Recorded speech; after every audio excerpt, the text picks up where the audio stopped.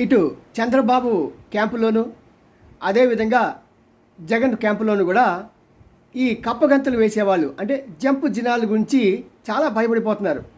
ఎందుకంటే చంద్రబాబు ఏమో తన యొక్క గెలిచే సభ్యుల్లో సుమారు 22 నుంచి 25 మంది రెడ్డి సామాజిక వర్గానికి చెందిన వాళ్ళు ఉన్నారు. మరి రెడ్లకి ఎక్కువ అభిమానం ఎక్కువ ఉండటం మూలంగా ఈ రెడ్లంతా కూడా అటుపక్క వెళ్ళిపోతారేమో అని చెప్పి ఒక రకమైన భయం పట్టుకుంది ఇక్కడ చంద్రబాబు వర్గీయుల్లో. ఇదే భయం మరి జగన్ కూడా పట్టుకుంది.